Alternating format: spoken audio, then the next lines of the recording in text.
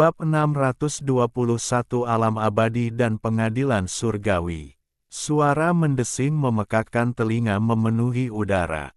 Tepat ketika tangan-tangan hitam raksasa ini hendak mencengkeram kepala dan anggota tubuh Simu, lalu mencabik-cabiknya, Simu, entah kenapa, terpaku di tempat, tak menghindar maupun melawan. Ekspresinya serius, dan ia merapal mantra. Saat mantra samar itu keluar dari bibirnya, cahaya merah dan biru bergejolak liar di belakangnya. Citra Dharma Kera merah tua muncul dalam sekejap mata dan melesat ke udara, menyatu menjadi salah satu sayap api di punggungnya dalam sekejap. Sayap api ini langsung membesar 10 kali lipat, menerangi sebagian besar langit dengan warna merah tua. Kemudian, kilatan cahaya biru muncul, dan citra Dharma biru raksasa terbang keluar, setinggi beberapa puluh kaki, dengan tubuh bagian atas manusia dan ekor ikan biru, citra Dharma Netherworld. Citra Dharma ini juga lenyap dalam sekejap, berubah menjadi seberkas cahaya biru dan menyatu menjadi sayap api lainnya. Sayap api ini berputar dengan dahsyat, apinya seketika menghilang dan digantikan oleh aliran air yang tak terhitung jumlahnya, menyatu menjadi sayap air. Dua sayap, satu api dan satu air, tampak selaras sempurna, bahkan tampak saling melengkapi.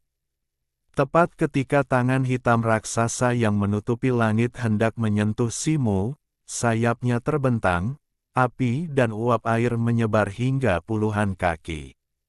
Sosoknya berkedip dan lenyap tanpa jejak, muncul kembali 100 kaki jauhnya di saat berikutnya, setelah lolos dari genggaman tangan hitam dengan kecepatan luar biasa. Setelah 2 kali meleset, ekspresi Xiao Yao akhirnya menggelap. Ia mendengus dingin, melambaikan tangannya, menyebabkan awan hitam di belakangnya berputar lagi.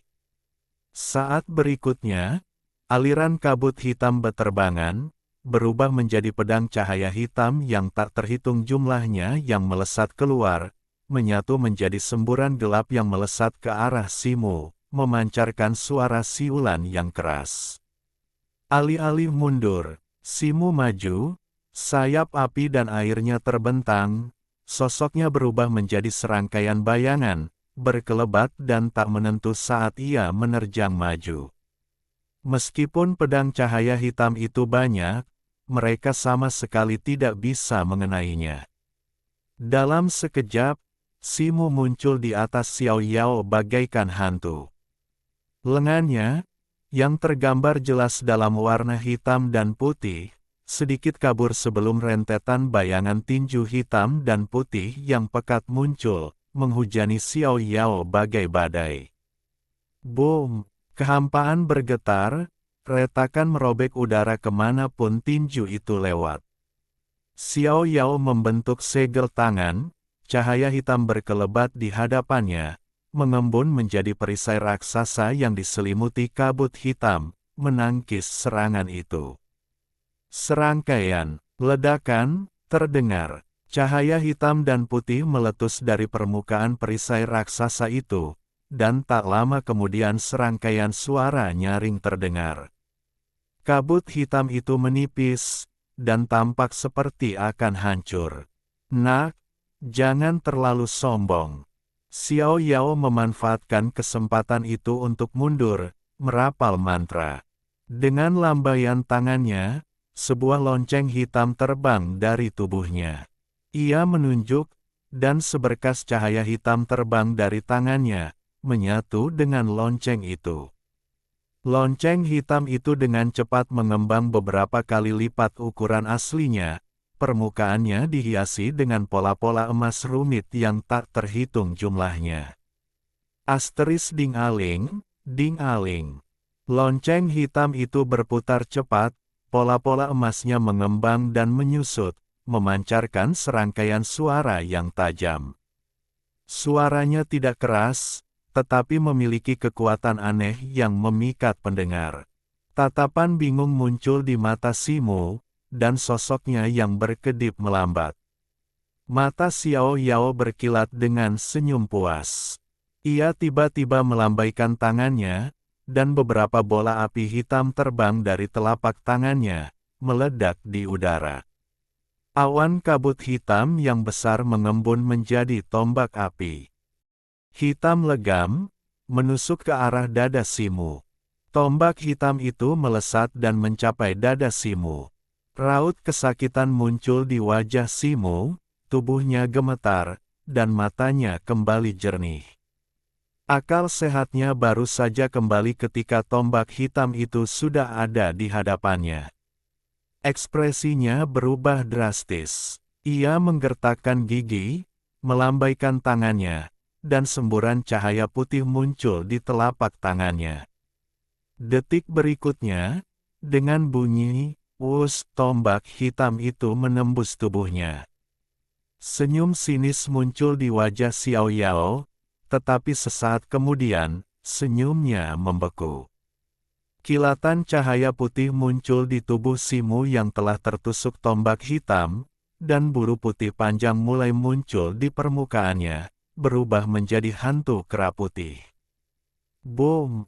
Tombak hitam itu meledak, berubah menjadi bola api hitam yang menyelimuti hantu kera putih itu.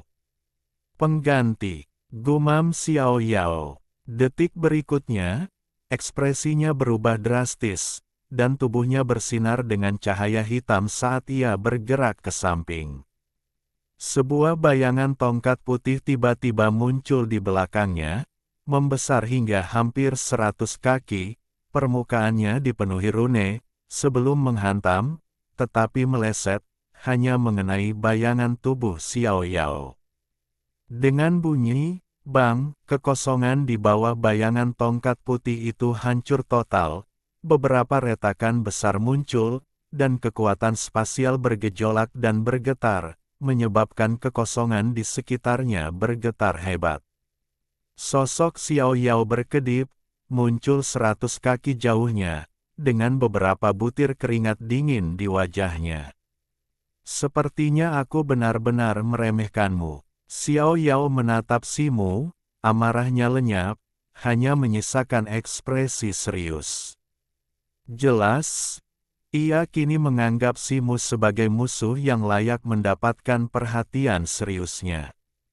Ia menggumamkan mantra, cahaya hitam menyambar di sekujur tubuhnya, dan dua kepala muncul di kedua sisi kepalanya.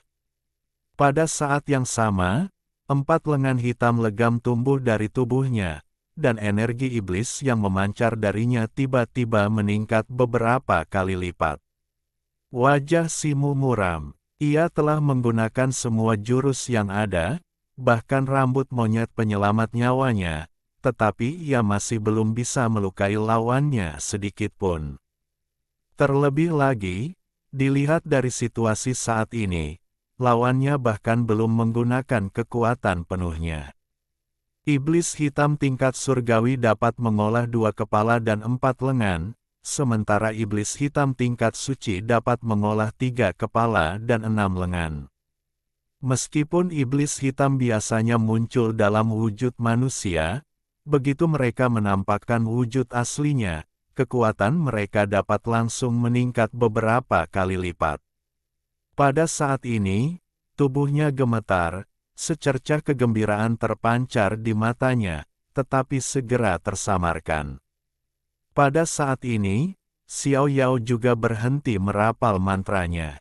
Ia telah berubah menjadi monster berkepala 3 dan berlengan 6, tubuhnya diselimuti cahaya hitam seperti cairan. Wajahnya biru dengan taring, bibirnya merah menyala, dan sisik ungu tumbuh di dada dan lehernya. Sisik ungu tumbuh di keenam lengannya, dan kuku-kuku hitam keunguan tumbuh dari jari-jarinya, memancarkan cahaya yang berkedip-kedip menakutkan yang tampaknya membawa racun mematikan. Ia tampak sangat ganas, dan aura menindas yang dipancarkannya beberapa kali lebih kuat dari sebelumnya. Ekspresi Simu mengeras, dan sayapnya yang semerah air perlahan mengepak di belakangnya, seolah-olah ia sedang waspada. Xiao Yao menatap Simu, dan kepala bagian tengahnya menyeringai buas. Suaranya serak dan tidak menyenangkan, seperti gesekan logam. Dengan seringai buas itu, ia mengayunkan satu tangannya ke arah Simu di udara. Set, 5 bilah cahaya berbentuk bulan sabit hitam legam melesat keluar, langsung merobek kehampaan, melintasi ratusan kaki, dan muncul di hadapan Simu. Simu meraung, dan cahaya putih menyilaukan muncul di gada besi ruyi di tangannya, berubah menjadi 5 bayangan tongkat yang bertabrakan dengan 5 bilah hitam tersebut. Serangkaian ledakan keras bergema. Bilah-bilah hitam itu hancur berkeping-keping, tetapi tubuh Simu juga terpental lebih dari 100 kaki sebelum ia kembali berdiri. Pada saat itu, kilatan cahaya hitam muncul, dan lonceng hitam itu muncul di atas kepala Simu. Permukaannya berkilau keemasan, lalu bergetar hebat. Di tengah denting suara itu, riak-riak gelap memancar dari lonceng, menyelimuti Simu. Suara lonceng itu nyaring, tetapi mengandung kualitas yang menusuk dan dingin. Ekspresi Simu berubah. Ia melambaikan tangannya secepat kilat, dan sebuah menara putih kecil melesat keluar dari tubuhnya, menara penstabil pikiran. Cahaya putih memancar dari menara penstabil pikiran, membentuk perisai cahaya putih di atas kepala Simu. Gelombang suara hitam menghantam perisai cahaya putih itu, membuatnya langsung bergetar. Namun, perisai yang tampak tipis itu ternyata sangat tangguh. Meskipun riak-riak hitam terus-menerus menghantam di tengah suara lonceng yang nyaring, perisai cahaya putih itu tetap kokoh seperti batu. Harta karun penekan jiwa. Di kejauhan, alis Xiao Yao berkerut. Ia mendengus dingin, tubuhnya memancarkan cahaya hitam, siap bergerak.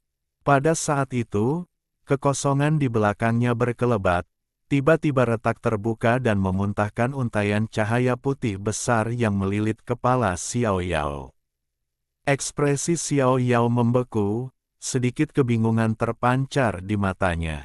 Dalam sekejap mata, sesosok putih melesat keluar dari celah itu. Mata Simu berkilat, menampakkan kegembiraan yang luar biasa. Ia sangat mengenal sosok ini, tak lain adalah Yan Luo. Namun, auranya telah berubah drastis.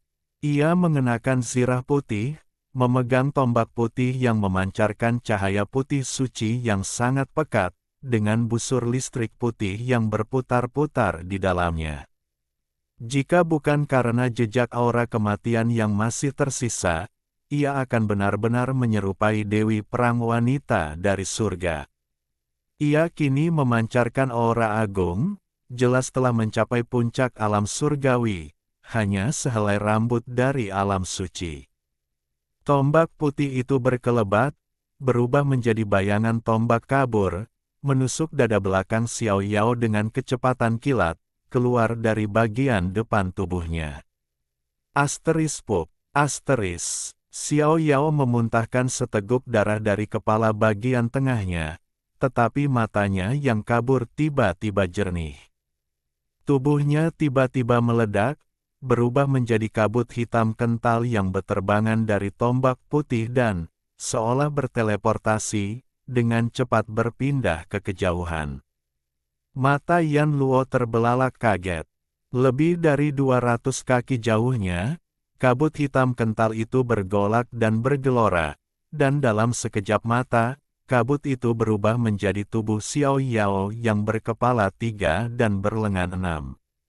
Namun, wajahnya pucat, cahaya hitam di tubuhnya telah melemah secara signifikan, dan luka besar di dadanya, dengan daging yang robek, telah berhenti berdarah.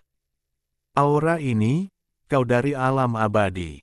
Xiao Yao menatap Yan Luo dan berteriak tajam. Simu tidak terkejut dengan kemunculan Yan Luo, tetapi setelah mendengar kata-kata Xiao Yao, hatinya tergerak, dan ia juga menatap Yan Luo. Alam abadi. Ia telah mendengar tentang alam abadi berkali-kali sebelumnya, termasuk dari Sekte Abadi Tongtian dan Caier, tetapi kemudian ia mengetahui bahwa yang disebut kenaikan itu mungkin hanya meninggalkan bintang laut biru dan memasuki dunia domain bintang. Namun, sejak ia mendengar kata-kata, bunuh semua makhluk abadi dari istana surgawi dan dapatkan harta karunku yang mendalam, dari kera putih di ruang tongkat pengubah langit, ia telah mencari-cari buku-buku yang relevan di paviliun kitab suci. Dari beberapa petunjuk dalam sejarah tidak resmi, ia samar-samar menemukan bahwa istana surgawi dan alam abadi tampaknya nyata. Sekarang, ahli tingkat Sein dari klan Iblis Hitam ini menyebutkan alam abadi lagi dan bahkan mengklaim bahwa Yan Luo adalah orang dari istana surgawi, yang menyebabkan badai kejutan di hatinya. Bab 622 Pertempuran Sengit di Alam Suci. Yan Luo tidak berniat menjawab Xiao Yao. Kilatan cahaya putih muncul di tubuhnya, dan sepasang sayap putih berhiaskan bulu-bulu indah muncul di punggungnya. Dengan sekali kepakan, ia menghilang dari tempatnya.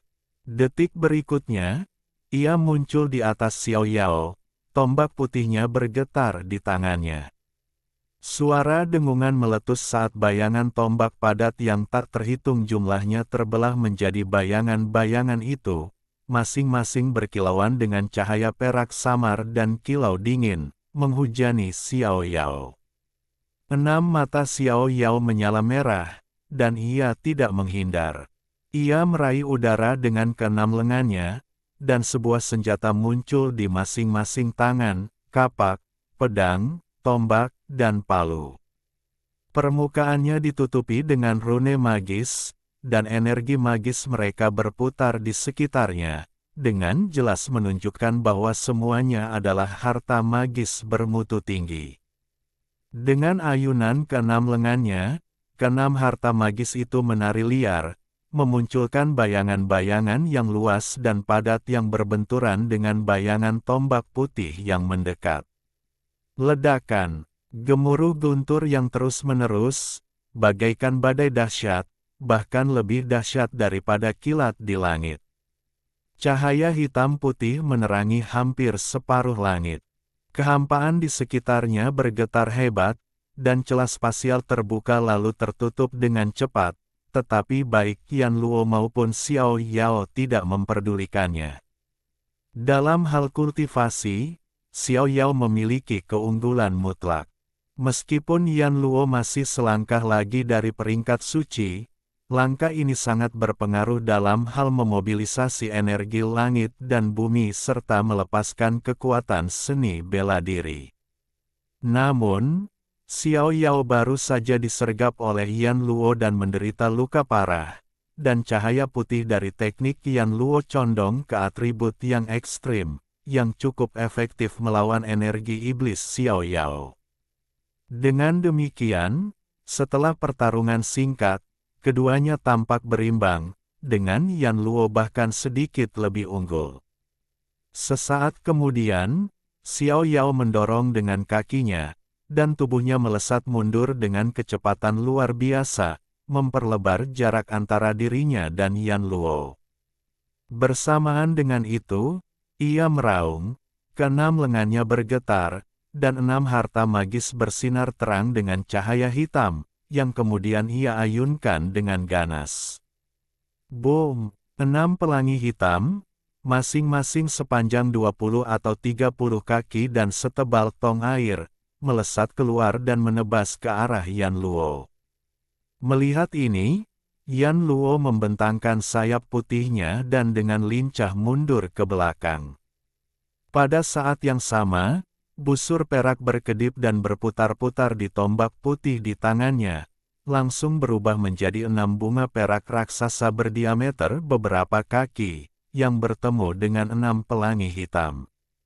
Raungan yang memekakkan telinga bergema, dan 6 bola cahaya hitam dan putih meledak di bidang bintang. Aura penghancur dunia menyapu, mengirim tubuh Yan Luo yang tampaknya rapuh terbang mundur, jatuh seperti catkin willow di angin.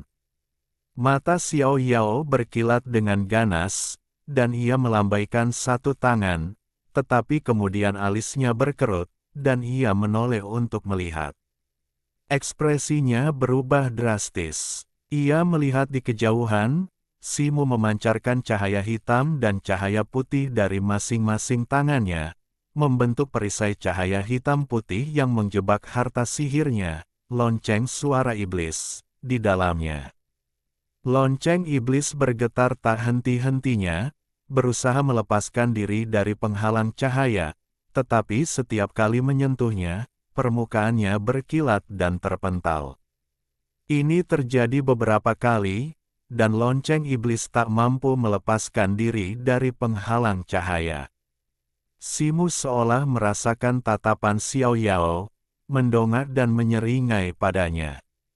Kemudian, lengannya mengabur, dan lebih dari selusin bendera arai putih berkibar, mendarat di dekat lonceng iblis. Cahaya putih muncul dari bendera arai, membentuk lingkaran sihir putih, yang bersama dan gan penghalang cahaya hitam putih, mengikat lonceng iblis dengan kuat di tempatnya. Xiao Yao memanggilnya 2 kali berturut-turut, tetapi lonceng iblis masih tak mampu melepaskan diri, dan wajahnya langsung berubah sangat buruk rupa. Kemudian, ekspresinya berubah, dan sosoknya pun mengabur. Dengan suara, "Wus," beberapa bayangan tombak putih bersiul dari berbagai arah, menembus tubuh Xiao Yao dengan kecepatan luar biasa. Namun seketika, sosoknya menghilang menjadi awan kabut hitam, menjadi bayangan samar. Tubuh aslinya telah berteleportasi, muncul 100 kaki jauhnya dalam sekejap. Pada saat itu, kilatan rasa sakit melintas di wajahnya, dan aliran sihir di dalam tubuhnya mulai terhenti, memperparah luka-lukanya. Saat itu, kilatan cahaya muncul di belakangnya, dan sosok Simu pun terwujud. Sayapnya, yang terbuat dari air dan api, mengepak, dan gada besi ruyi di tangannya membesar beberapa kali lipat ukuran aslinya tertiup angin, jatuh dengan raungan yang memekakkan telinga. Seketika, benda itu menyerupai gunungan gada hitam yang turun dari langit. Ekspresi Xiao Yao berubah, dan ia tiba-tiba mengayunkan lengannya ke belakang punggung, menghunus kapak hitam dan palu hitam, permukaannya berkilauan dengan cahaya hitam, dan mengangkatnya di atas kepalanya. Bang! Raungan memekakkan telinga, bagaikan runtuhnya langit dan bumi, meletus, dan percikan api beterbangan di mana-mana. Gunungan gada hitam itu runtuh. Namun, rasa sakit di wajah Xiao Yao semakin menjadi-jadi, dan kedua kepalanya tiba-tiba menoleh ke belakang, menyemburkan 2 sinar cahaya hitam yang mengenai Simu. Senyum aneh tiba-tiba muncul di bibir Simu, ia bahkan tidak mencoba untuk menangkis atau menghindar. Puff! 2 suara terdengar. Sinar cahaya hitam itu langsung mengenai tubuh Simu, menciptakan 2 lubang besar. Namun, kilatan cahaya putih menyusul, dan tubuh Simu berubah kembali menjadi hantu kera putih sebelum menghilang. Hampir bersamaan, sesosok muncul di kehampaan di samping Xiao Yao, itu adalah Simu. Lengan kirinya berkobar dengan cahaya putih, dilalap api putih yang ganas. Dengan raungan, ia melepaskan pukulan. Meskipun Xiao Yao adalah makhluk tingkat Sen, Simu, dengan sayap apinya yang diresapi air dan kekuatan api, terlalu cepat. Meskipun ia berusaha sekuat tenaga untuk menghindar, ia tak bisa sepenuhnya menghindari serangan itu, dan tinju Simu menyerempet bahunya. Boom! Pilar api putih bersih melesat dari tinju Simu, menembus bahu Xiao Yao.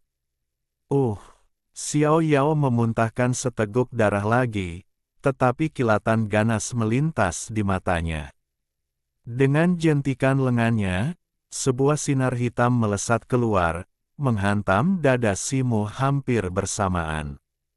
Bang! Simu merasa seperti terkena pukulan di dada, menyemburkan seteguk darah saat tubuhnya terpental mundur, berguling beberapa kali di udara sebelum akhirnya kembali berdiri setelah terbang lebih dari 100 kaki. Pakaiannya robek, sisik emasnya hancur, dan darah menyembur keluar. Untungnya, Xiao Yao terluka saat itu, dan pukulannya yang tergesa-gesa tak dapat dilancarkan dengan kekuatan penuh.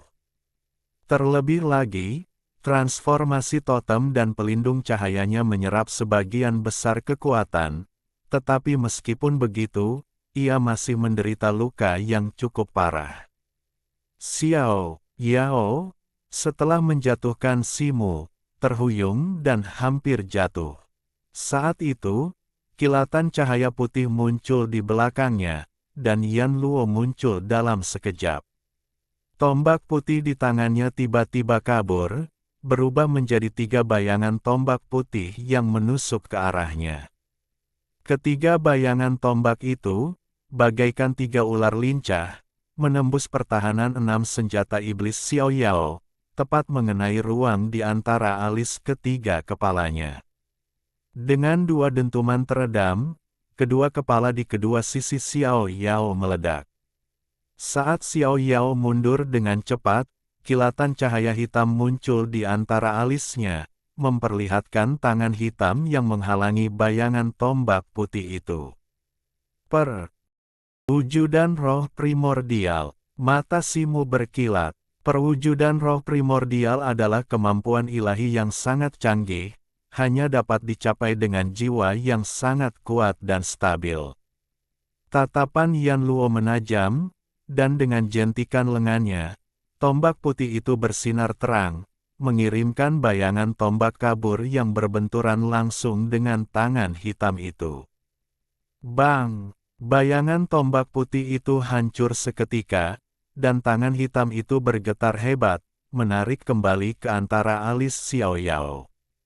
Wajah Xiao Yao semakin memucat, tetapi ia memaksakan diri untuk tetap tegak.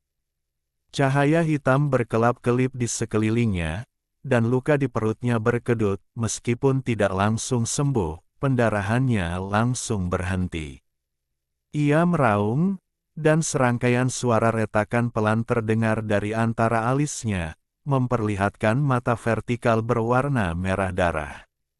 Dengan suara, "Wosh!" seberkas cahaya merah darah melesat keluar, mencapai Yan Luo dalam sekejap mata dengan kecepatan luar biasa. Yan Luo menjentikkan lengannya, dan tombak putihnya memunculkan deretan bayangan tombak yang rapat, tergenggam horizontal di depannya. Namun, cahaya merah darah yang tampaknya tak berarti itu luar biasa kuat, menembus bayangan tombak yang rapat dalam sekejap dan menyerang kepala Yan Luo. Ekspresi terkejut terpancar di mata Yan Luo, dan sayap putihnya bergetar hebat saat ia mencoba menghindar, tetapi bahunya tetap terkena cahaya merah darah. Dengan suara, plop, bahu Yan Luo mudah tertusuk, dan energi hitam berputar-putar di sekitar lukanya. Ia mengerang teredam, terhuyung mundur, auranya melemah dengan cepat, jelas. Serangan itu mengandung kekuatan iblis yang sangat besar. Meskipun cahaya merah darah itu kuat, sepertinya hanya bisa digunakan sekali.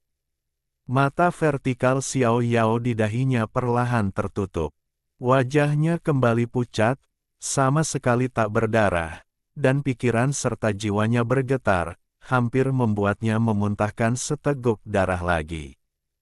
Yan Luo, dengan tubuh yang memancarkan cahaya perak, menahan luka-lukanya dan menenangkan diri. Detik berikutnya, ia melompat maju tanpa rasa takut. Di sisi lain, Simu telah menghentikan luka-lukanya untuk sementara dengan jimat, menghunus gada besi ruyinya, dan menerkam lagi. Mencari kematian. Wajah Xiao Yao menggelap, kilatan tekad terpancar di matanya. Ia menggertakkan gigi, meraung, dan cahaya hitam memancar dari tubuhnya. Api hitam yang tak terhitung jumlahnya menyembur dari pori-porinya, membakar dengan ganas. Di mana api itu lewat, kehampaan di sekitarnya berputar liar. Aura mengerikan yang tak terlukiskan terpancar dari Xiao Yao, jauh lebih kuat daripada saat ia berada di puncak kekuatannya. Simu merasakan ledakan kekuatan Xiao Yao yang tiba-tiba, ekspresinya berubah, dan sosoknya yang melarikan diri langsung terhenti. Namun, sosok Yan Luo sama sekali tidak berhenti. Sayap putihnya berkelebat di belakangnya, dan ia menerkam ke arah Xiao Yao tanpa ragu.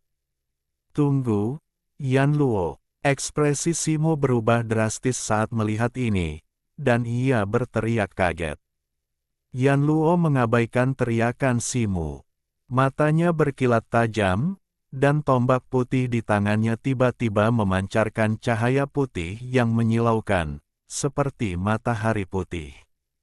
Busur listrik putih berderak di ujung tombak, memancarkan suara, mendesis, yang mengerikan, saat ia terus menyerang tanpa henti ke arah dahi Xiao Yao. Pada saat ini, Yan Luo bagaikan bintang jatuh di hamparan bintang yang luas dan gelap, meninggalkan bayangan putih panjang di kegelapan. Simu tiba-tiba berhenti, sayap air dan apinya terbentang di belakangnya, dan tubuhnya pun ikut melesat. Melihat Yan Luo menyerbu ke arahnya tanpa ampun, mata Xiao Yao berkobar haus darah, dan ia meraung murka. Dengan gerakan cepat keenam lengannya, rune magis di permukaan keenam harta magisnya tampak hidup, berkelebat dan mengalir liar. Diselimuti energi iblis yang pekat, mereka menjadi sangat ganas. Kekuatannya meningkat beberapa kali lipat, dengan mudah menghancur. Kehampaan yang mereka lalui. Dua lengan menyambar, perisai hitam dan bendera hitam berkilau terang, melintas di depannya. Tombak putih Yan Luo tiba seketika, menembus perisai hitam dan bendera hitam itu. Dengan bunyi, krak, perisai hitam dan bendera hitam itu tertusuk oleh tombak putih, kedua harta magis itu terkoyak. Namun, momentum tombak putih itu melambat, sudutnya sedikit bergeser, mengincar dada Xiao Yao. Bab 623 luar biasa.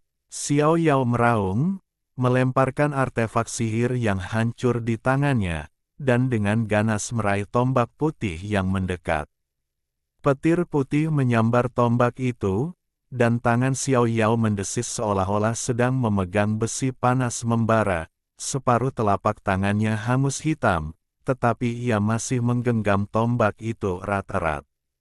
Ujung tombak putih itu berhenti beberapa inci dari dadanya. Mata Yan Luo berkilat perak, lengannya mencengkeram tombak erat-erat, mencoba mendorong ke depan, tetapi tombak itu tetap tak bergerak. Mati, Xiao Yao menyeringai jahat, dan keempat artefak sihir lainnya, permukaannya berkilauan dengan cahaya hitam, meraung ke arah Yan Luo. Mata Yan Luo berkilat perak, tidak menunjukkan niat melepaskan tombak untuk menghindar. Ia merapal mantra, seolah bersiap untuk melancarkan teknik rahasia, dan cahaya aneh memancar dari tubuhnya. Namun, jelas sudah terlambat, keempat artefak sihir itu hendak menyerangnya.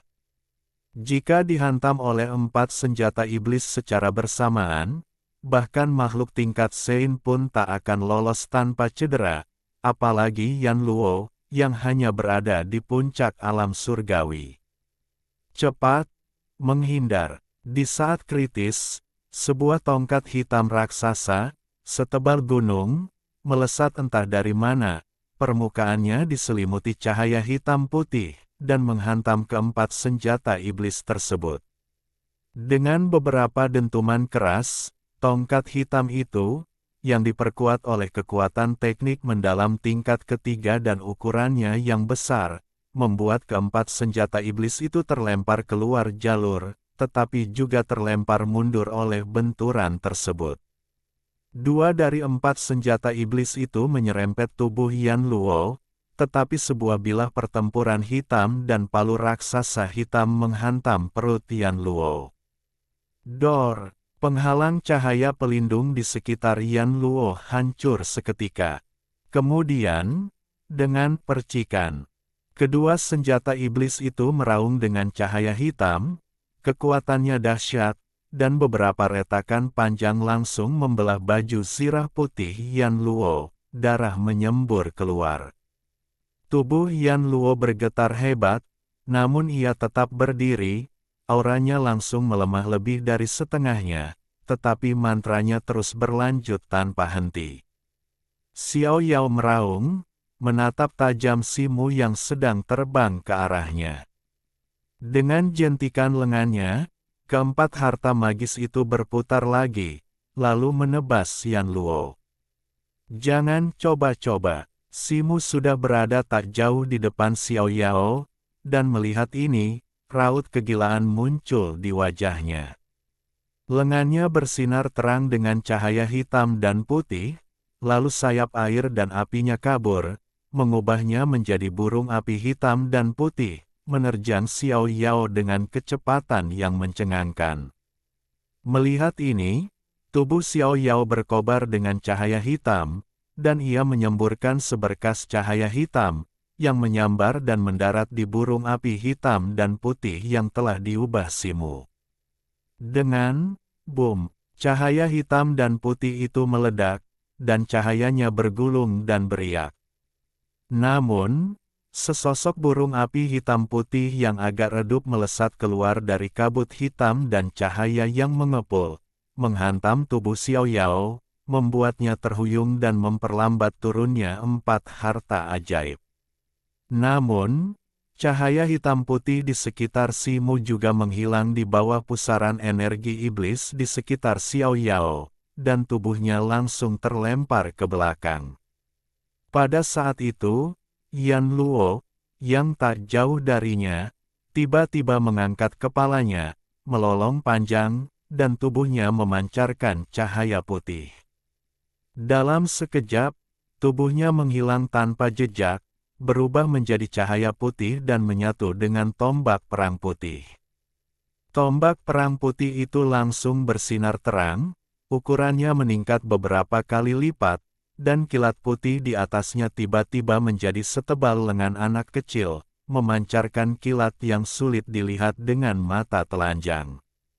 Dengan dua dentuman keras, tangan Xiao Yao yang memegang tombak perang hancur berkeping-keping, berubah menjadi serpihan daging dan darah yang tak terhitung jumlahnya. Tombak perang putih itu melesat dan menembus dada Xiao Yao. Sebuah lubang menganga muncul di dada Xiao Yao. Ia menatapnya dengan tak percaya, lalu tubuhnya meledak, berubah menjadi potongan-potongan daging dan darah yang tak terhitung jumlahnya. 100 kaki jauhnya di kehampaan, Simu berhenti, dadanya naik turun, wajahnya pucat pasi. Kilatan cahaya putih, dan Yan Luo muncul dari tombak putih itu. Ia juga tampak sangat lemah, cahaya putihnya meredup seolah akan menghilang kapan saja. Simu menatap Yan Luo, secercah kekaguman dan keterkejutan terpancar di matanya. Seekor iblis tingkat Sein telah dibunuh olehnya dan Yan Luo dengan begitu mudah, sungguh tak dapat dipercaya. Meskipun ada beberapa kebetulan yang terlibat, dan keengganan Yan Luo untuk menyerah juga menjadi faktor, bagaimanapun juga, rencana awalnya hanyalah melarikan diri. Kalau dipikir-pikir, hewan peliharaan roh kerangka yang tak sengaja ia taklukkan ini semakin melampaui harapannya. Saat itu, Sebuah bola cahaya hitam terbang keluar dari hujan darah, menampakkan sosok kecil yang seluruhnya hitam, menyerupai bayi, tetapi dengan wajah yang identik dengan Xiao Yao. Sosok hitam itu melotot tajam ke arah Simo dan Yan Luo, lalu berbalik dan berubah menjadi seberkas cahaya hitam, terbang menjauh dengan kecepatan yang nyaris seketika. Ekspresi Simo berubah, dan ia membentangkan sayap air dan apinya, segera mengejar. Namun, kecepatan sosok hitam itu sungguh luar biasa, dalam sekejap mata, ia telah terbang lebih dari 1 mil jauhnya, meninggalkan Simo jauh di belakang, seolah-olah hendak terbang menjauh. Pada saat itu, kekosongan di depan sosok hitam itu beriak, dan sosok Yan Luo muncul begitu saja bagai hantu. Seberkas cahaya putih melesat dari tangannya, menyelimuti sosok hitam itu dalam sekejap. Sosok hitam itu meronta ke kiri dan ke kanan, mencoba melepaskan diri dari belenggu cahaya putih itu, tetapi sia-sia. Yan Luo, Simo mendarat, matanya dipenuhi emosi yang kompleks.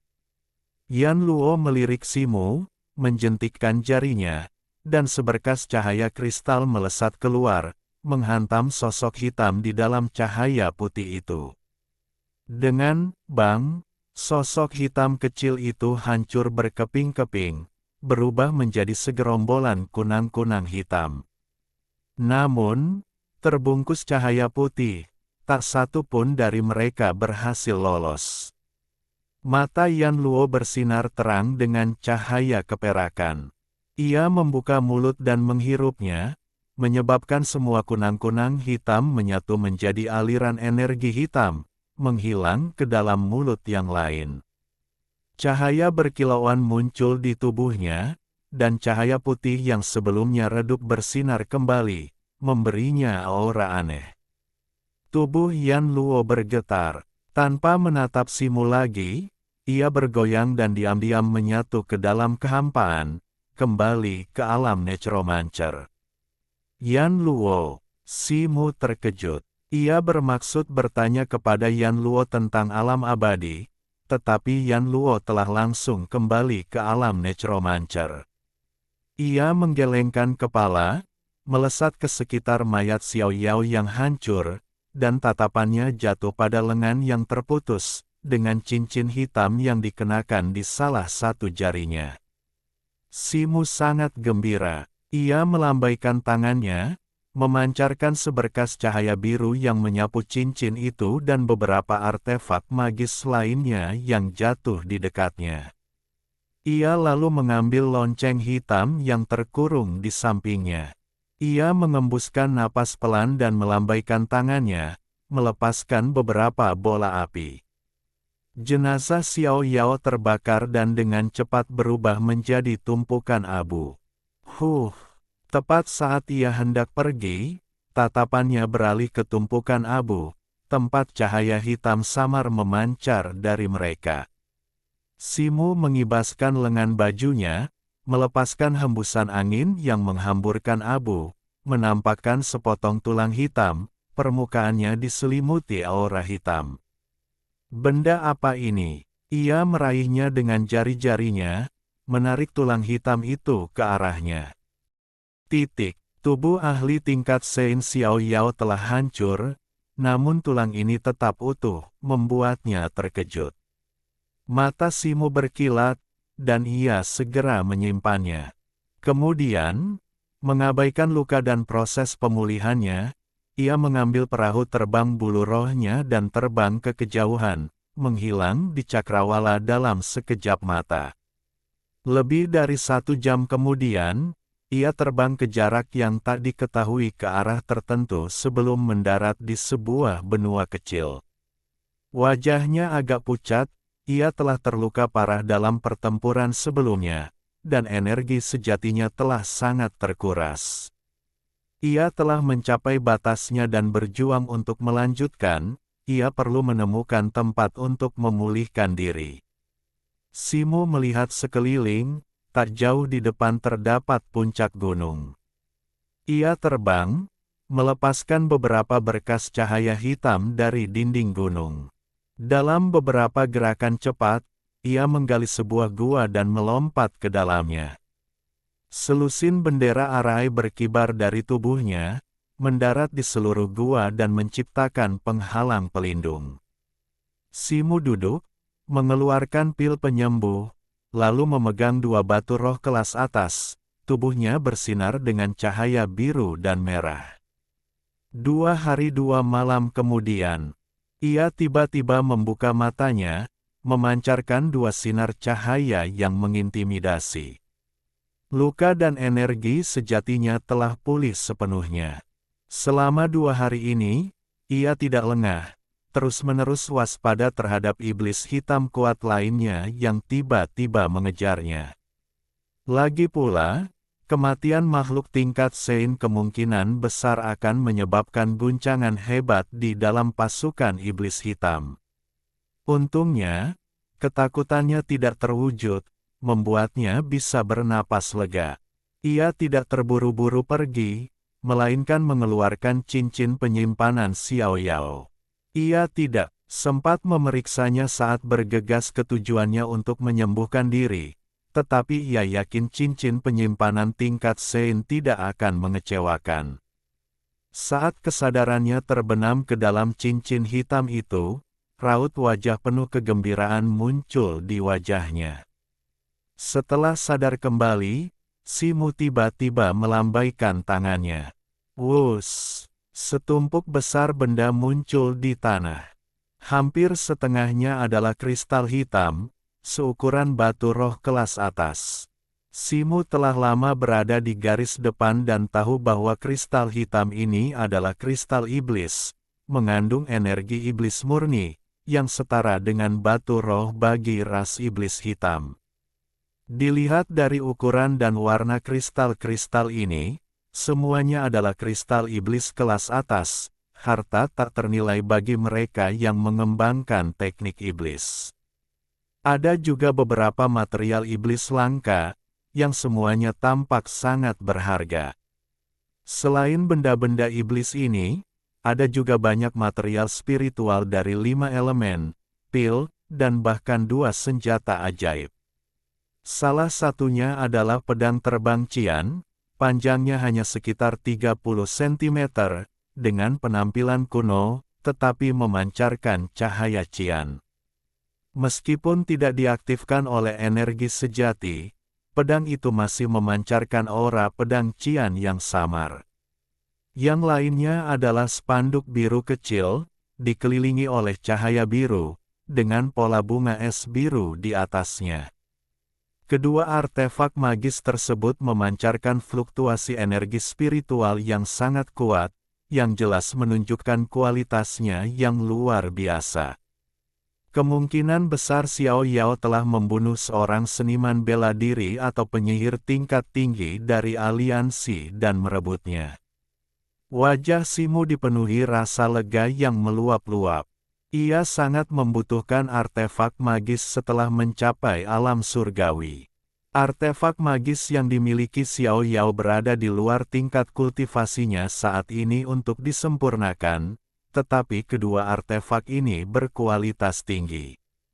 Meskipun dibuat oleh orang lain, dan ia tidak dapat melepaskan kekuatan penuhnya bahkan setelah disempurnakan, keduanya cukup untuk meningkatkan kekuatannya secara signifikan.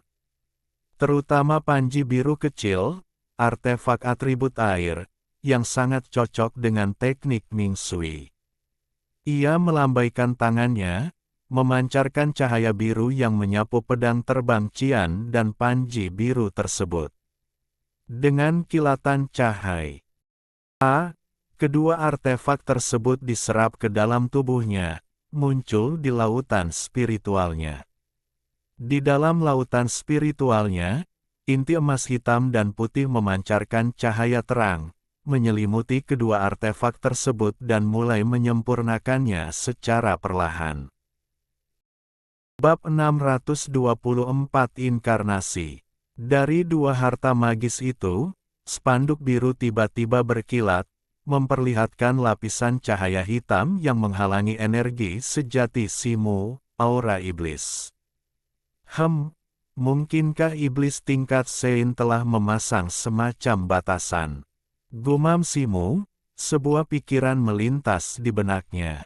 Gelombang energi yang murni dari lengan kirinya mengalir ke lautan spiritualnya, menjerat spanduk biru itu. Aura hitam pada spanduk itu melemah dengan cepat, dan runtuh tiba-tiba setelah beberapa saat. Batasan itu tidak terlalu kuat, kemungkinan besar itu adalah sesuatu yang sengaja dipasang Xiao Yao. Tanpa batasan itu, energi sejati Simu dengan cepat menyelimuti spanduk biru itu. Cahaya biru berkelap-kelip di spanduk, memperlihatkan lapisan pola spiritual biru. Cahaya hitam dan putih perlahan meresap ke dalam lapisan pola spiritual biru, menyebabkan spanduk biru itu bergetar pelan. Pola spiritual biru ini adalah batasan di dalam harta magis. Dengan menyempurnakan batasan ini, seseorang dapat menguasai harta itu. Waktu berlalu begitu cepat, dan 3 hari berlalu dalam sekejap mata.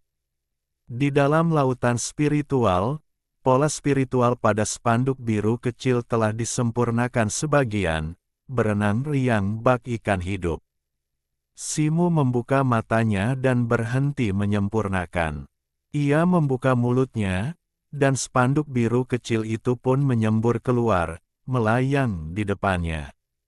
Waktunya singkat, jadi ia hanya bisa menyempurnakannya sampai titik ini untuk saat ini. Namun, bahkan dengan waktu yang cukup, ia tak mungkin menyempurnakan batasan primordial terdalam dari senjata ajaib buatan orang lain. Spanduk kristal biru adalah nama spanduk biru kecil ini. Simu melambaikan tangannya, memancarkan seberkas cahaya biru yang berkelebat dan menghilang ke dalam spanduk biru kecil itu. Spanduk biru kecil itu bersinar terang, seketika membesar lebih dari 10 kali ukuran aslinya, berubah menjadi spanduk yang lebih tinggi dari manusia. Simu meraihnya, terbang keluar dari gua, dan tiba di luar. Matanya berkedip, dan ia terbang menuju kejauhan, tiba di sebuah lembah ratusan mil jauhnya dalam sekejap mata. Raut kegembiraan muncul di wajahnya saat ia terus-menerus menuangkan ki sejati Netherworld-nya ke dalam spanduk, menyebabkannya memancarkan cahaya biru yang semakin terang. Simu berteriak pelan dan tiba-tiba mengayunkan tangannya. Kilatan cahaya muncul di spanduk biru, dan dengan bunyi, wus, semburan air biru menyembur keluar, membentuk bilah-bilah seperti gelombang, mengiris puncak gunung kecil di dekatnya. Krak. Puncak gunung itu terbelah dua dengan mudah. Air biru terus menyembur keluar, tiba-tiba berubah menjadi naga air di udara, meraung menuju puncak gunung lainnya. Dengan bunyi, boom, air itu menghancurkan gunung sebelum menghilang. Simu sangat gembira. Ia juga bisa melancarkan serangan gelombang air seperti itu menggunakan teknik Ming Sui, tetapi ia takkan pernah mencapai tingkat kekuatan ini. Dan saat ini, spanduk ini masih dalam tahap penyempurnaan awal. Cahaya biru spanduk itu semakin terang. Ia melambaikan tangannya dan melemparkannya, hingga spanduk itu melayang di udara. Ia merapal serangkaian mantra, dan spanduk biru itu berkelebat, dengan bunga-bunga es biru beterbangan dari permukaannya. Aura dingin terpancar dari bunga-bunga es biru, langsung memenuhi seluruh lembah, dan lapisan tipis es muncul di dasar lembah. Simu merapal mantra dan merapal mantra. Bunga es biru di udara berkelebat, dan puluhan bunga es identik muncul di sekitarnya, melesat ke bawah dan menghantam berbagai bagian lembah. Serangkaian suara berderak meletus. Setiap bunga es yang mendarat langsung menciptakan lapisan es kebiruan yang menakutkan di sekitarnya, yang dengan cepat menyebar keluar. Dalam beberapa tarikan napas, seluruh lembah diselimuti lapisan tebal kristal es biru. Mata si M.O. berbinar. Meskipun kristal es biru di sekitarnya agak lebih rendah daripada es yang telah ia padatkan dengan energi yin, kristal-kristal itu tetap sangat kuat. Ia sangat gembira, sepertinya ia harus menyempurnakannya dengan benar ketika ia punya waktu. Dengan satu gerakan, Simo menyingkirkan spanduk biru dan terbang menuju gua. Masih ada harta ajaib lain yang belum ia sempurnakan. 3 hari berlalu dalam sekejap mata. Di sebuah pegunungan, seberkas cahaya biru menari-nari liar di antara puncak-puncak gunung, memancarkan teriakan pedang yang menggelegar. Cahaya pedang itu menyambar udara bagai guntur, sesekali membelah 1 atau 2 puncak gunung seolah-olah terbuat dari kertas. Simo berdiri di atas salah satu puncak, dan dengan lambaian tangannya yang lembut, cahaya pedang yang melesat di langit yang jauh menghilang tanpa jejak. Sesaat kemudian, kilatan cahaya biru muncul di tangannya, memperlihatkan sebuah pedang terbang berwarna cian. Ia membelai pedang itu dengan penuh kasih, bilahnya memancarkan suara dengungan yang jernih. Ia hampir menyempurnakan senjata sihir pedang terbang ini, bernama Qingming. Pedang ini tidak memiliki berbagai metode serangan seperti panji kristal biru, karena murni merupakan senjata sihir pedang terbang. Namun, ini juga berarti daya serangnya sangat kuat. Simo melambaikan tangannya untuk mengambil pedang terbang itu dan segera kembali ke gua, duduk bersila. Ia belum selesai memeriksa isi cincin penyimpanan Xiao Yao. Dengan lambaian tangannya, 2 kotak giok dan beberapa botol giok muncul di tanah. Ia segera menggunakan indera ilahinya untuk memeriksa dan menemukan bahwa botol-botol giok itu berisi beberapa pil penyembuh dan detoksifikasi, semuanya berkualitas tinggi, yang seharusnya dapat menyembuhkan luka dengan cepat dalam waktu singkat. Tetapi nilainya tentu saja tak tertandingi oleh 2 harta ajaib yang telah ia peroleh sebelumnya. Setelah menyimpan pil-pil ini, ia membuka kedua kotak giok dan menemukan sebuah batu biru di salah satunya, diselimuti bintik-bintik cahaya keemasan yang tak terhitung jumlahnya, berkilauan seperti bintang di langit malam. Giok emas cahaya yang mengalir. Wajah Simo berseri-seri gembira. Setahunya, ini adalah harta alam yang sangat berharga, bahan yang sangat baik untuk menempa harta ajaib. Ia mungkin bisa menggunakannya ketika ia punya waktu untuk menyempurnakan harta ajaib kelahirannya sendiri. Ia kemudian mengambil kotak giok terakhir, membukanya, dan tercengang. Di dalam kotak itu terdapat sepotong giok merah darah seukuran telapak tangan, berkilauan dengan cahaya merah darah, seolah-olah ada cairan yang mengalir di dalamnya. Ini giok darah bawaan. Gumamnya, wajahnya perlahan menunjukkan ekspresi kegembiraan yang meluap-luap, lalu ia tertawa terbahak-bahak. Giok darah bawaan, yang mampu menyerap ciptaan bawaan dan menyatukan roh primordial yang diperoleh dengan esensi dan darah, merupakan material tambahan yang sangat baik untuk memadatkan embrio suci di puncak peringkat surgawi. Giok ini juga merupakan material terakhir yang dibutuhkan untuk menyempurnakan avatar eksternal. Tanpa diduga, setelah mencari kemana-mana, ia menemukannya di sini. Simo terkekeh beberapa kali, menarik napas dalam-dalam, dan menenangkan diri. Ia melihat sekeliling dan menemukan bahwa tempat ini berada di area yang agak terpencil dan aman di medan bintang Batu Apung. Daripada kembali ke benteng kota Apung sekarang, ia memutuskan untuk mencoba menyelesaikan penyempurnaan avatar eksternalnya di sini sebelum kembali. Dengan pemikiran ini, Simu segera melambaikan tangannya untuk mengumpulkan barang-barang lain di tanah. Tepat saat ia hendak mengeluarkan inti buah roh bayi dan barang-barang lainnya, ia tiba-tiba mengangkat alisnya, memperlihatkan ekspresi aneh. Ia melambaikan tangannya, dan kilatan cahaya hitam muncul di tangannya. Inti buah roh bayi muncul, tetapi sekarang melekat erat pada Bo. La kabut hitam. Di dalam kabut itu terdapat sepotong tulang hitam sepanjang sekitar 30 cm, benda yang sama persis dengan yang tersisa di dalam tubuh Xiao Yao.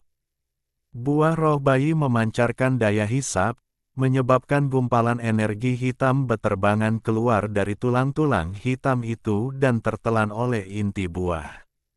Inti buah roh bayi kini jauh lebih besar dari sebelumnya, dan seluruh tubuhnya bernoda hitam.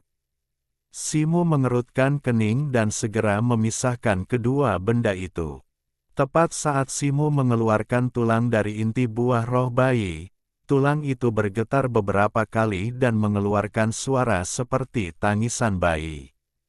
Wajah Simu berseri-seri gembira.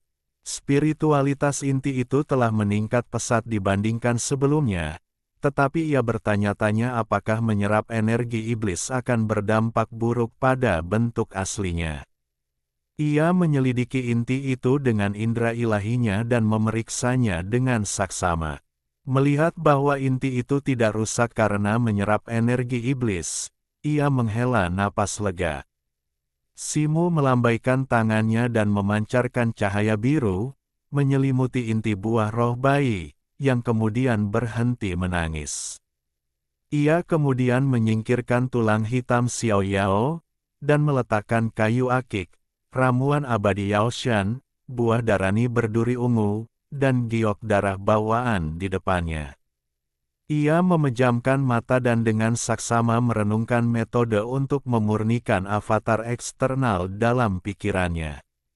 Setelah memastikan tidak ada masalah, ia membuka mata, menarik napas dalam-dalam, dan melepaskan aliran api pil hitam putih yang menyelimuti inti buah roh bayi. Setelah mencapai alam surgawi dan memadatkan inti emas, ia kini dapat memelihara api pil, yang dapat digunakan untuk memurnikan harta magis, pil, dan lainnya, sehingga menghilangkan kebutuhan akan api eksternal. Di bawah naungan api pil, inti buah roh bayi tidak menunjukkan tanda-tanda rasa sakit, sebaliknya, 7 lubangnya memancarkan daya hisap, mulai melahap api pil. Wajah Simu berseri-seri gembira, ini pertanda baik, yang memungkinkannya menembus inti dengan lebih mudah menggunakan api pil. Api pil hitam putih yang dilepaskannya semakin tebal, dan ia pun merapal serangkaian segel tangan. Waktu berlalu perlahan, dan inti buah roh bayi tampak mengembang, perlahan membesar. Dengan lambaian tangannya, potongan kayu akik itu terbang lebih dulu, mendarat di api pil dan dengan cepat meleleh menjadi genangan kecil cairan ungu. Mata Simu berkilat cahaya keemasan, ekspresinya berubah sangat serius. Ia mengulurkan jarinya, memisahkan sebagian kecil dari genangan cairan ungu. Sambil merapal mantra, genangan kecil cairan ungu ini perlahan terbentuk, berubah menjadi tulang kecil yang tembus cahaya. Ia mengembuskan napas pelan, lalu menggunakan jarinya untuk memisahkan gumpalan cairan dengan berbagai ukuran dari cairan ungu tersebut, yang kemudian memadat menjadi segmen-segmen tulang. 3 bulan berlalu dalam sekejap. Dalam kehampaan di hadapan Simu, sebuah kerangka ungu, tingginya hanya sekitar 30 cm, muncul, setiap segmen tulang tubuhnya tembus cahaya. Simu menatap kerangka di hadapannya, mengamatinya dari ujung kepala hingga ujung kaki, semburat kepuasan terpancar di wajahnya. Kemudian, Tatapannya beralih ke ramuan abadi Yaoshan berwarna hijau zamrud di sampingnya. Ia membelainya dengan lembut, lalu menjentikkan permukaan ramuan yang seperti bambu itu dengan jarinya. Dengan bunyi, krak, yang keras, ramuan abadi Yaoshan tiba-tiba terbelah ke segala arah, berubah menjadi untayan bambu hijau zamrud yang tak terhitung jumlahnya. Mata Simo berkilauan dengan cahaya keemasan. Jari-jarinya mengabur, dan benang-benang bambu hijau zamrud yang tak terhitung jumlahnya beterbangan bagai benang sutra yang terurai, melekat pada tengkorak ungu itu bagai urat. Setelah entah berapa lama, Simo berhenti, menghela napas panjang.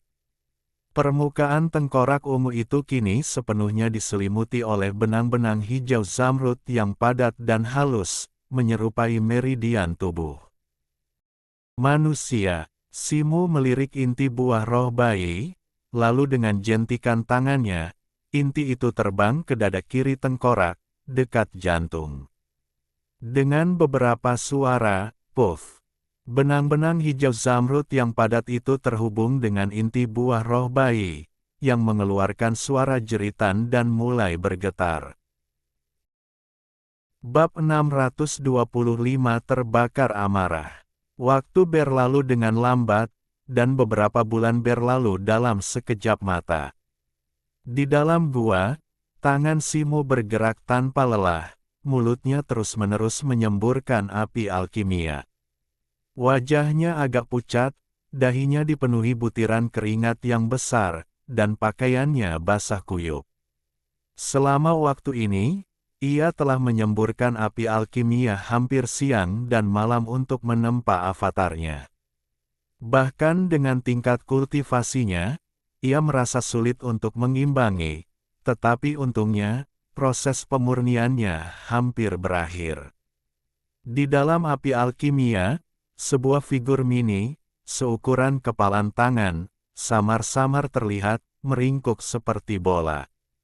Tubuhnya berwarna biru dan hitam, dengan semua fitur wajah, anggota badan, dan sosok kecil seperti bayi. Matanya tertutup, mulutnya yang kecil sedikit terbuka, dan ia bernapas dengan lembut. Simo menarik napas dalam-dalam, dan api alkimia yang dihembuskannya menjadi lebih terang. Dengan lambaian tangannya, material terakhir, giok darah bawaan, terbang dari tanah dan diselimuti api alkimia. Ia mengulurkan jarinya dan dengan lembut menggambar garis di pergelangan tangannya yang lain.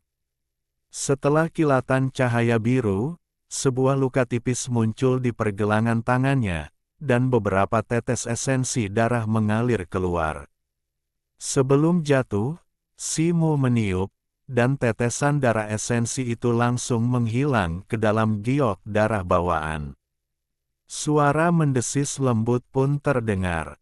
Giok darah bawaan itu tampak memiliki kesadaran, permukaannya berkilauan dengan cahaya merah tua, dengan cepat menyusut di bawah panas api pil yang membakar, berubah menjadi gas merah tua. Simo melambaikan tangannya, merapal mantra, dan gas merah tua itu melesat keluar, menyatu dengan mahkota sosok biru tua itu seperti ikan paus yang sedang menghisap air. Sosok itu gemetar, perlahan membuka matanya, urat-urat merahnya berkilauan. Aura unik terpancar dari sosok itu, dan Simo sangat gembira, juga menghela napas lega. Dengan kayu sebagai tulang, rumput sebagai urat, buah sebagai daging, giok sebagai darah, dan biji buah sebagai jantung, avatar eksternal ini kini telah rampung. Sosok biru tua itu perlahan berdiri di tengah kobaran api, matanya menatap Simo. Mata Simo terbuka, dan dengan teriakan, ia mengarahkan kekuatan spiritual tak terlihat dari antara alisnya, menyatu ke dalam kepala sosok kecil itu. Mata biru tua sosok kecil itu langsung menunjukkan perlawanan, seolah-olah menolak kendali spiritual dari gumpalan roh primordial Simu yang telah dilepaskan. Ekspresi Simu sedikit berubah, terkejut sekaligus gembira. Avatar eksternal ini telah mengembangkan kesadaran diri yang begitu kuat setelah selesai, ia memang luar biasa cerdas.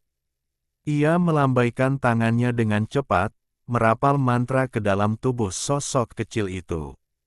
Waktu berlalu dengan lambat, 7 atau 8 jam penuh.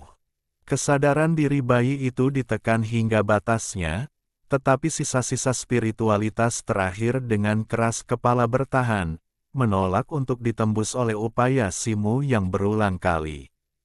Simu mengedarkan kekuatan spiritualnya, pikirannya tiba-tiba memasuki kondisi yang sangat mendalam. Segala sesuatu di sekitarnya tampak membeku. Ia menggigit lidahnya. Dengan bunyi, puff, seteguk darah menyembur keluar, bercampur dengan kekuatan spiritual yang sangat besar, menghantam tubuh bayi itu. Boom! Sisa kesadaran diri terakhir dalam diri bayi itu hancur, akhirnya sepenuhnya diambil alih oleh kekuatan spiritual Simu. Esensi dan kekuatan spiritualnya bercampur, mengembun menjadi sebuah rune di dalam kepala bayi itu. Kemudian, terjadi perubahan halus pada fitur wajah bayi itu, membuatnya samar-samar menyerupai Simu. Simu mengembuskan napas, berhenti memancarkan api pil, dan menelan pil itu. Bayi hitam kebiruan itu memancarkan cahaya hitam kebiruan dan melayang di udara. Ia mengatur napas, melambaikan tangannya, dan bayi hitam kebiruan itu segera terbang dan mendarat di bahunya. Melihat bayi itu, senyum muncul di wajah Simu. Meskipun avatar eksternalnya lengkap, kekuatannya masih sangat lemah, dan ia sangat kecil. Namun, dengan perawatan yang berkelanjutan, ia akan sangat berguna di masa depan. Bahkan sekarang, avatar eksternal ini masih berguna. Karena avatar luar didominasi oleh kekuatan spiritual Simu, pikiran mereka terhubung, dan kelima indera avatar luar sepenuhnya terhubung dengan Simu.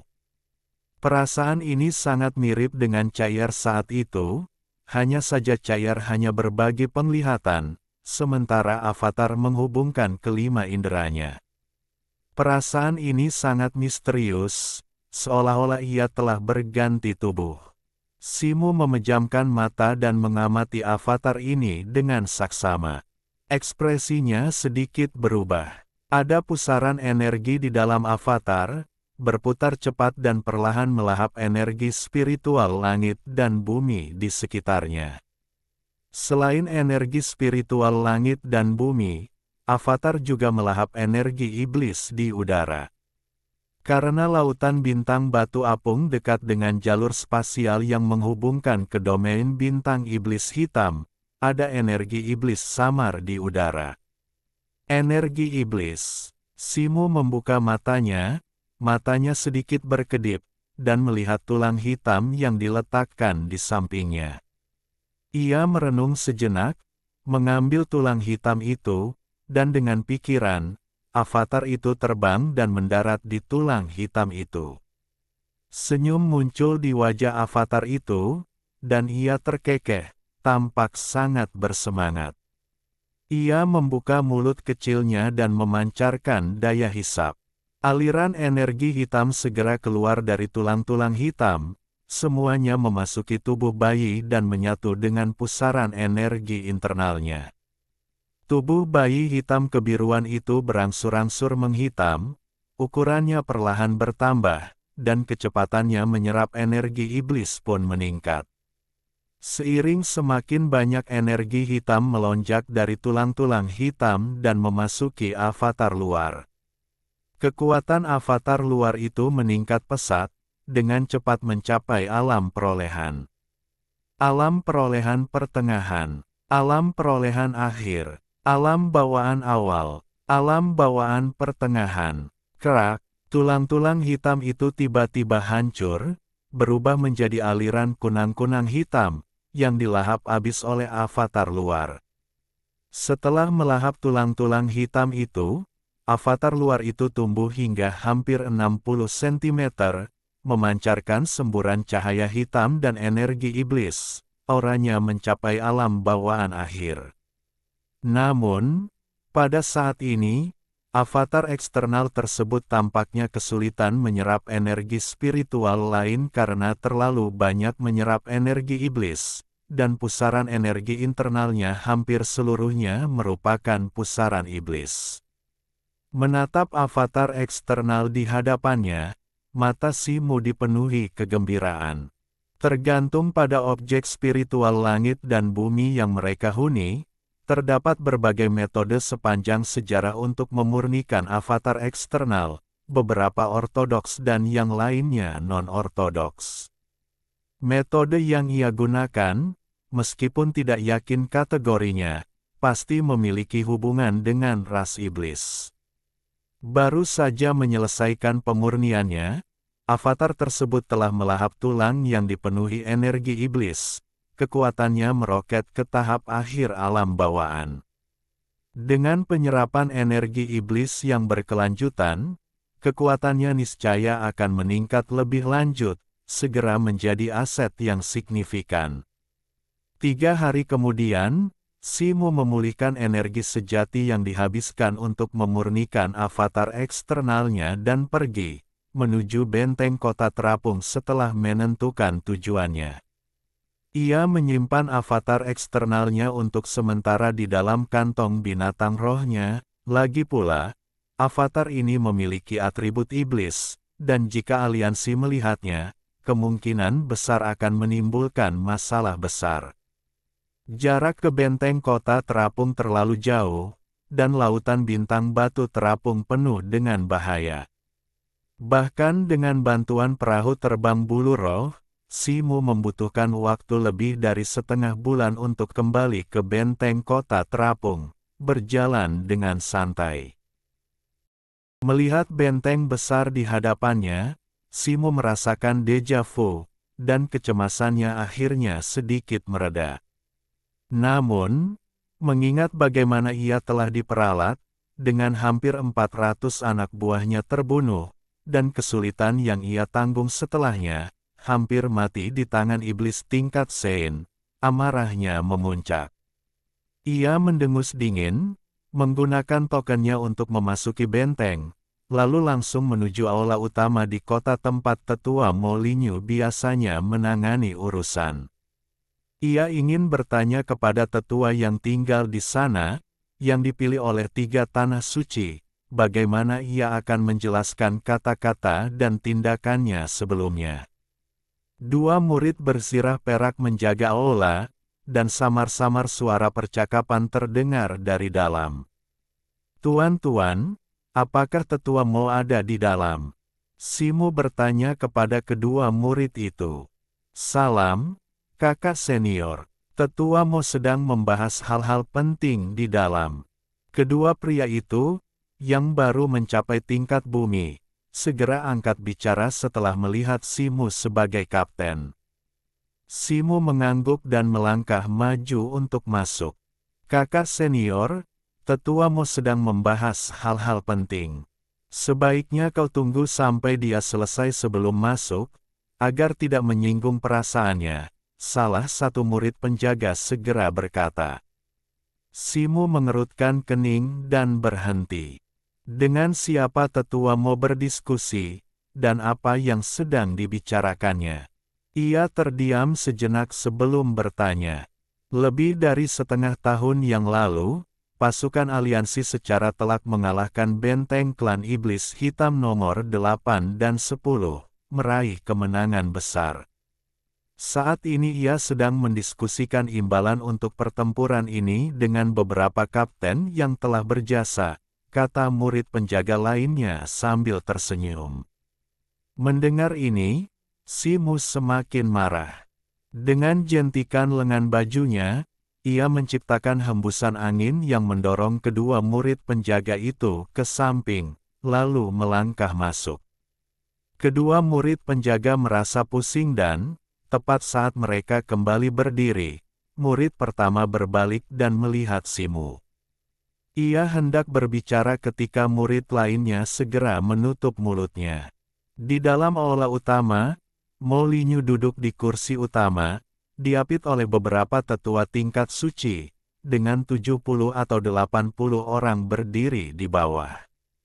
Di antara mereka, 3 orang di depan kelompok memiliki kultivasi tertinggi, seorang wanita muda menggoda berbaju merah, tampaknya dari sekte Li Chen, iblis botak setinggi 9 kaki dari tanah suci Qinglan, dan seorang pemuda jangkung kurus dengan kulit pucat dan bintik-bintik hitam di dahinya, tampaknya berusia sekitar 28 atau 29 tahun, kemungkinan besar seorang murid kuil suci Suyun. Simu mengenali pria botak itu, mengetahui namanya adalah Rong Ge, seorang murid terkenal berusia 1000 tahun dari ruang tingkat Xuan, yang mengolah teknik petir atribut guntur dan memiliki kekuatan yang luar biasa. Ketiga pria itu paling dekat dengan Mo Linyu, ekspresi mereka sangat gembira. Mereka terus berbicara dengan Mo Linyu, membuatnya bertepuk tangan dan tertawa. Para tetua alam suci lainnya, bagaimanapun, duduk tegak dan tidak banyak berpartisipasi. Saat mereka mengobrol dengan gembira, mereka semua menoleh ketika mendengar langkah kaki. Mo Linyu mengerutkan kening, menatap Simu, dan berkata dengan suara berat, "Kapten tim yang mana? Beraninya kau masuk tanpa dipanggil ke aula utama?" Sepertinya tetua Mo, kau terlalu sibuk dengan hal-hal penting. Sekarang setelah kau memenangkan pertempuran, kau sudah melupakanku, orang yang tak berguna ini, kata Simu sambil tertawa dingin.